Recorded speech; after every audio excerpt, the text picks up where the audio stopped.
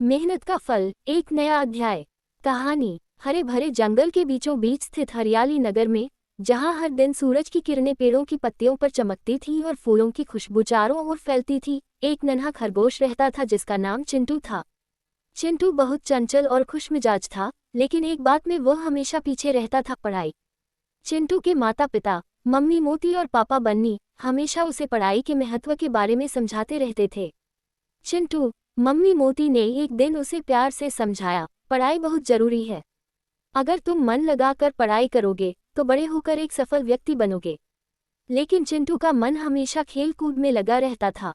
गांव के सभी बच्चे हर रोज स्कूल जाते थे, जहां एक नई शिक्षक, मिस राधा, ने हाल ही में अपनी जिम्मेदारी संभाली थी। मिस राधा बहुत ही समझदार और दयालु थीं। उन्होंने बच्चों से परिचय किया और कहा, मैं चाहती हूँ कि आप सभी बच्चे मन लगाकर पढ़ाई करें और अपने जीवन में कुछ बड़ा हासिल करें। चिंटू की कक्षा में भी कई बच्चे थे, मिन्नी चिड़िया, गोलू हाथी, बबलू बंदर और रानी हिरनी।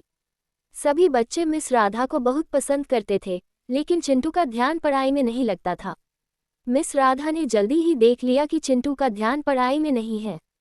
उन्होंने सोचा कि क्यों न उसे एक विशेष तरीके से पढ़ाई के लिए प्रेरित किया जाए। एक दिन उन्होंने कक्षा में एक कहानी सुनाई। कहानी थी एक छोटे से बीज की, जो एक विशाल पेड़ बनने का सपना देखता था।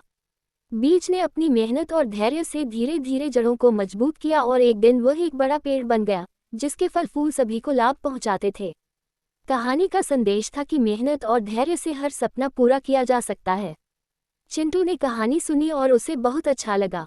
उसने सोचा, अगर एक छोटा सा बीज मेहनत करके एक बड़ा पेड़ बन सकता है, तो मैं भी पढ़ाई में मेहनत करके कुछ बड़ा बन सकता हूँ। उसने ठान लिया कि वह अब मन लगाकर पढ़ाई करेगा। चिंटू ने अगले ही दिन से मेहनत शुरू कर दी। वह हर रोज समय पर उठता, स्कूल जाता और ध्यान से पढ़ाई करता। उसे शुरुआत में थोड़ी मुश्किल हुई, लेकिन उसने हार नहीं मानी।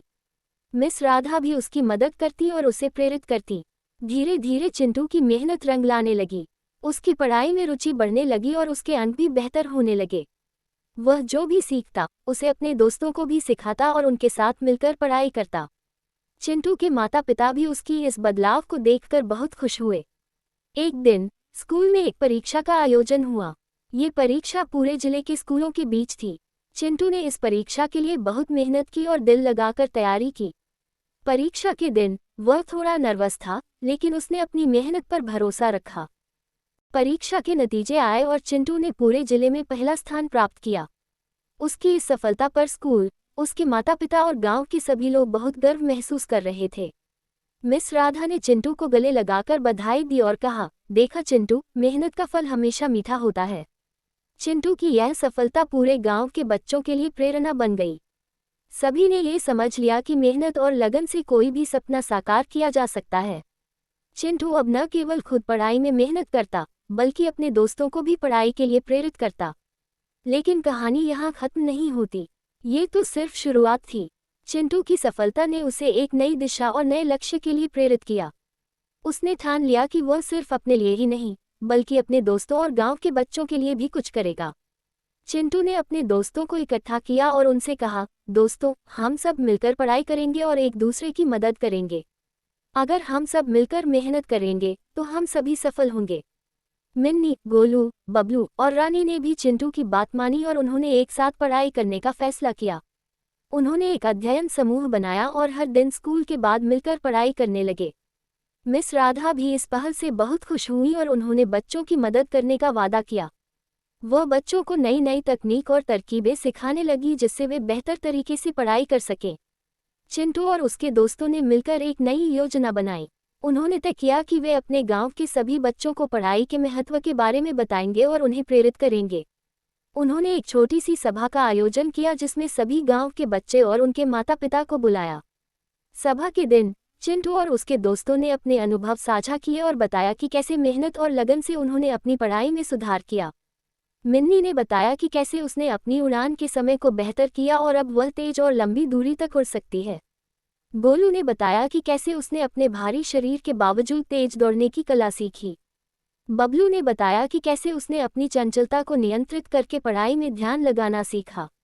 और रानी ने बताया कि कैसे उसने अपनी शांति और धैर्य से कठिन गणित के सवाल हल किए। चिंटू ने कहा, दोस्तों, हमें मेहनत और लगन से अपने सपनों को पूरा करना चाहिए। अगर हम सब मिलकर मेहनत करेंगे तो कोई भी मुश्किल हमारे रास्ते में नहीं आएगी। सभा के बाद गांव के सभी बच्चों और माता पिता ने चिंटू और उसके दोस्तों की बातों को सराहा।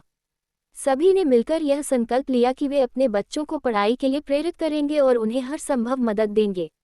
चिंटू और उसके दोस्तों ने अपनी पढ़ाई के साथ साथ दूसरे बच्चों की भी मदद करनी शुरू की। वे हर दिन कुछ समय निकालकर छोटे बच्चों को पढ़ाते और उन्हें उनके सवालों का जवाब देते।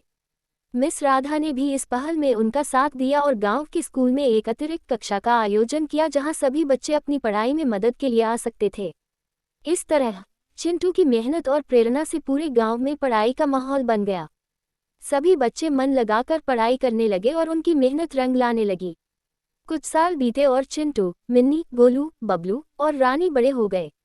उनकी मेहनत और लगन ने उन्हें सफलता की ऊंचाइयों तक पहुंचाया।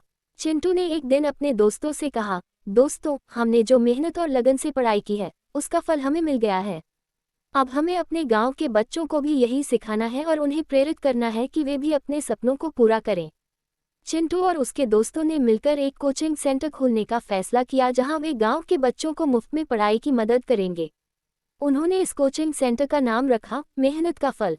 कोचिंग सेंटर के उद्घाटन के दिन पूरे गांव के लोग इकट्ठा हुए। सभी ने चिंटू और उसके दोस्तों की इस पहल की सराहना की। मिस राधा ने उद्घाटन किया और कहा, चिंटू और उसके दोस्तों ने जो किया है वह एक मिसाल है। इन बच्चों ने हमें सिखाया है कि मेहनत, लगन और एकजुटता से हम किसी भी मुश्किल को पार कर सकते हैं। चिंटू ने अपने भाषण में कहा, दोस्तों, हमें जो भी सफलता मिली है वह हमारी मेहनत और लगन का फल है।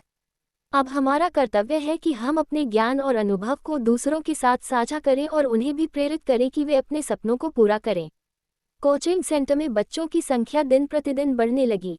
चिंटू और उसके दोस्तों ने बच्चों को पढ़ाई के साथ साथ जीवन के महत्वपूर्ण मूल्यों के बारे में भी सिखाना शुरू किया।